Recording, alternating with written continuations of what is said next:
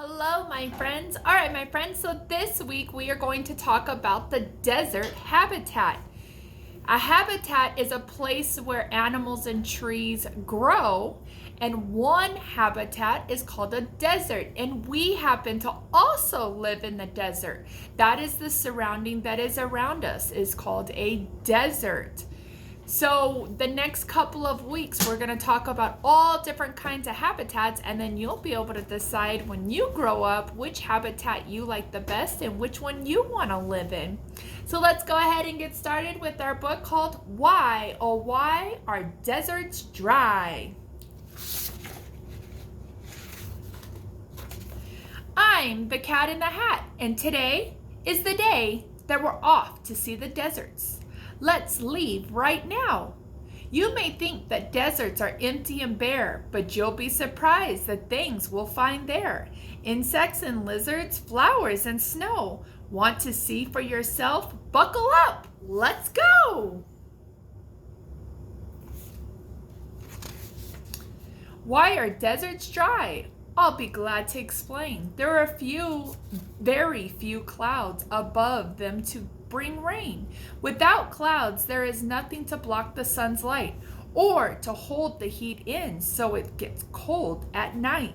The air is so dry, any rain desert gets dries up right away, so they do not stay wet. Without water, surviving in desert is rough. Plants, insects, and animals need to be tough.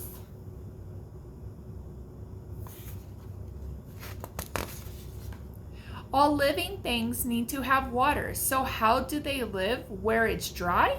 I will show you right now. Desert plants must find water. Some have ways to store it. Roots spread out to find it or reach deep down for it. Shallow roots of this cactus pull water through them. The cactus then stores it inside of its stem. There's a tree in the desert that is called a mesquite. Its roots reach for water that's down 40 feet deep. Whoa!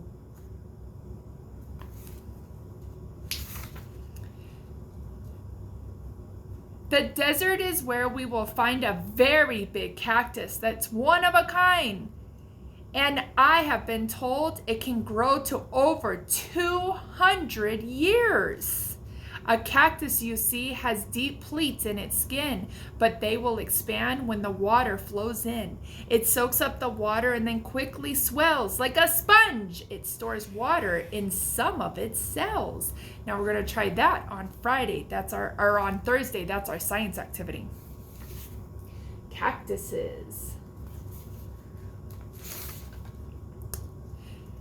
This woodpecker knows very well that a cactus will serve as the perfect hotel. She pecks a small hole and then slips inside. It's cool and it gives her a safe place to hide. When she's ready to leave, well, I have little doubt someone else will move in after she moved out.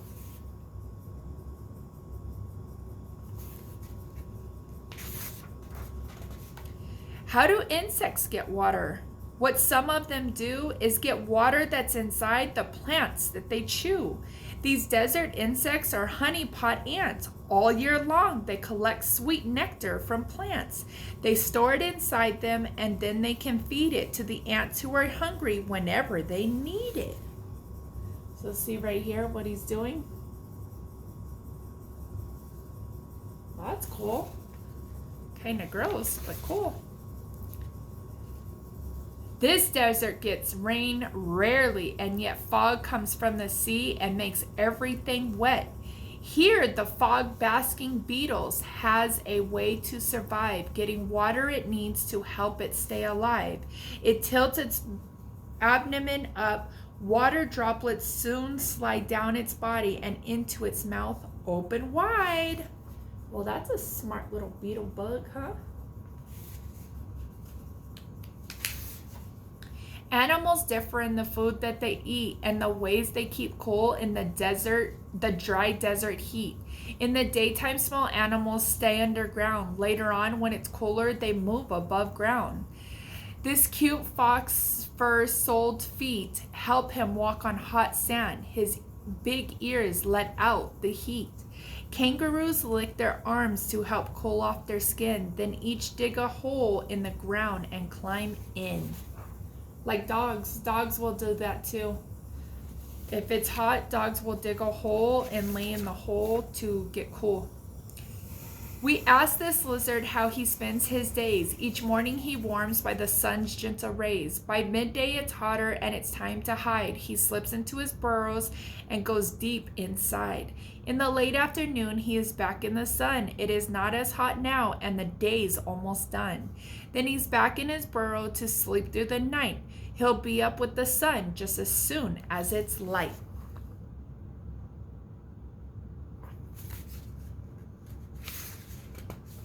Hawks, eagles, and vultures fly high in the air. They stay off the ground. It's much cooler up there. Kangaroo rats never drink, but she eats lots of seeds. The water inside them is all that she needs. Roadrunners can fly, but they usually run. They catch lizards and snakes in the hot desert sun. Look at that. So see? She puts it in her cheeks, and that's how she gets water. The roadrunner caught a snake. Look at the snake. It's like, what? Leave me be. The Sahara Desert, geographers say, is almost as big as the whole USA. Here, the crowded sandgrass flies high in the sky, miles and miles to find water. I'll tell you why. His babies are thirsty and waiting for him, so when he finds water, he quickly flies in. He soaks his feathers until they are wet. This water is all that his babies will get. They drink from his feathers, which dry soon, and then he must take to the sky to find water again. That's very interesting, huh? Look at that. That's how they drink water, is from his feathers. Could you imagine the only way you could drink is if you had to suck it from clothes or something? Out here in the desert, when wind starts to blow, there are a few plants to help hold the sand down. And so the wind blows the sand, which forms into dunes. It makes shapes in the sand like these crescent moons. What's this nomad wearing? It's called a burnous. It protects him from sun. It is long and it's loose. Sorry, my thumb feels itchy.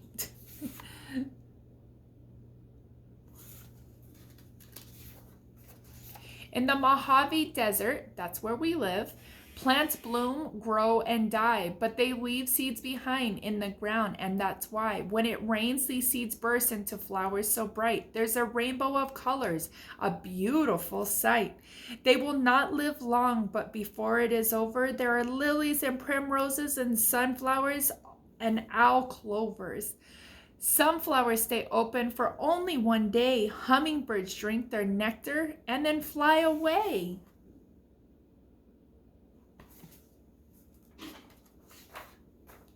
In the simmering heat of the sun's burning glare, you might think you see something that's not really there. This is called a mirage. It's a bit like a dream. Things you think you are seeing are not what they seem. When you get a bit closer, things fade out of sight. They were not there at all. It's a trick of the light. Ooh, tricky, tricky. Some deserts are hot in the sun's burning light, but the temperatures fall when it gets cold at night. Then the world comes alive with foxes, owls, and bats, coyotes and rabbits, mice, deer, and rats. Nocturnal animals come out, and soon they search for food by the light of the moon. Before the sun rises, they all disappear. You would think all the animals were never here. We talked about nocturnal animals, right? Come out at night and sleep during the day. Not all deserts are hot. The next place we'll go is the Gobi, and here we will find ice and snow. This camel is happy to meet you. Some camels have one lump. This one has two. If he goes a long time without eating or drinking, the humps on his back start steadily shrinking. They are not filled with water, but instead contain fat, When he can't eat or drink, he keeps going on that. I filled up my bathtub and I filled up my sink. That's about at one time what a camel can drink.